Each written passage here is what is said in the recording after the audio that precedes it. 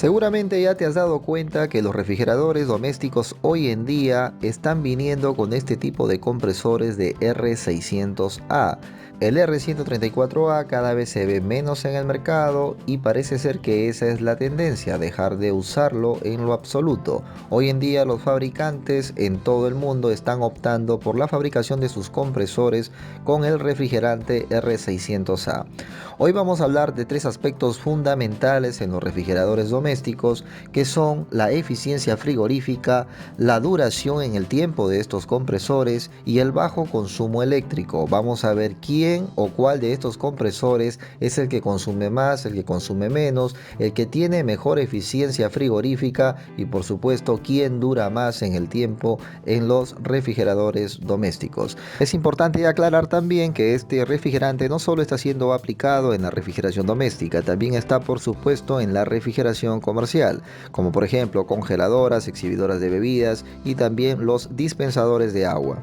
Pero hoy nos vamos a centrar en los refrigeradores domésticos, que es uno de los rubros en el que más estamos de manera constante brindando nuestro servicio técnico. Así que sin más, te doy la bienvenida, soy Carlos Rojas y si es tu primera vez por aquí por el canal, te invito a que te suscribas ya que estamos subiendo este tipo de contenido que te puede llegar a ser de mucha utilidad. Sin más entonces, empezamos. Empezamos hablando entonces de la eficiencia frigorífica. Vamos a ponernos un ejemplo imaginario, que tenemos un refrigerador con R134A y un refrigerador con R600A, los dos del mismo tamaño. ¿Qué pasaría si encendemos los dos al mismo tiempo y a la misma temperatura inicial? Como técnicos que estamos brindando servicio técnico todos los días a los refrigeradores domésticos, de manera empírica, de manera palpable, de manera práctica, sabemos que va a tardar más tiempo el refrigerante R600A, o mejor dicho, el refrigerador con R600A, en llegar al rango de temperatura óptima. Pero sin embargo, también de manera empírica, práctica, nos damos cuenta que el frío generado por el refrigerador con R600A es mejor, tiene un enfriamiento de otra calidad. Esto quiere decir que sus características físicas del refrigerante R600A hace de que este refrigerante llegue más tarde a su temperatura de evaporación. Por eso tarda, entre comillas, tarda más que el R124A, pero cuando lo logra con una mejor eficiencia frigorífica. Al mismo tiempo, este refrigerante está en un refrigerador del mismo tamaño con menor cantidad, o sea, tenemos aproximadamente un 45% según los fabricantes en comparación al R134A. Para hacerlo más claro, o sea, vamos a suponer de 100 gramos, tenemos 45 gramos en un refrigerador con R600 y 100 gramos tendríamos en un refrigerador de 134A.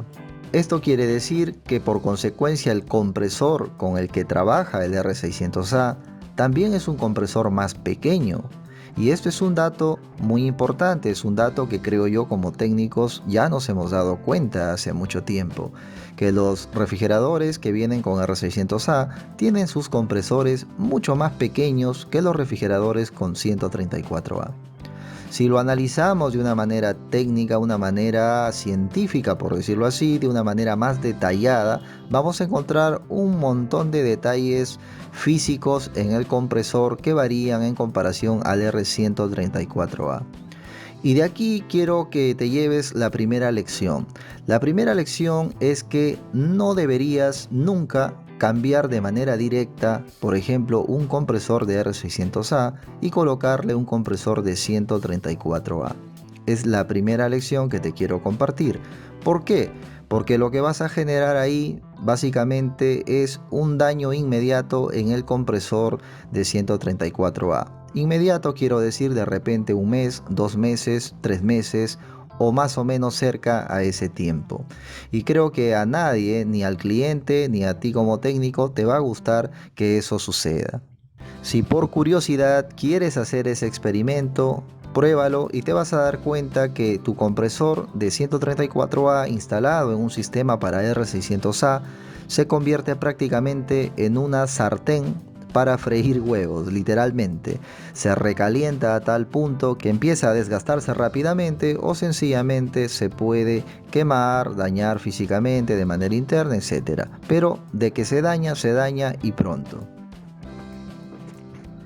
La segunda lección de este pequeño tutorial sería de que tengas mucho cuidado con el elemento de control, en este caso el tubo capilar. En un sistema de R600A no trabaja para nada igual con un sistema de R134A. Esto debes tenerlo muy en cuenta por si tengas que hacer alguna modificación en la parte del elemento de expansión o elemento de control, que es el tubo capilar. El tubo capilar que viene para el R600A es más pequeño, varía por supuesto según el refrigerador, varía la longitud, varía el largo. Tienes que también tener mucho cuidado con esos aspectos. Por eso te vuelvo a repetir de que para nada se debe hacer un cambio directo de compresor.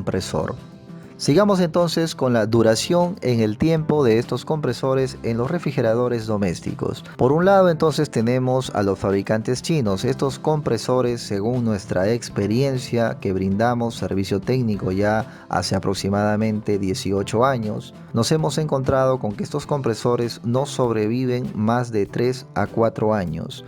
Principalmente por dos factores que son los más recurrentes. Por un lado, el tema eléctrico, por ejemplo apagones o fluctuaciones de voltaje repentinas.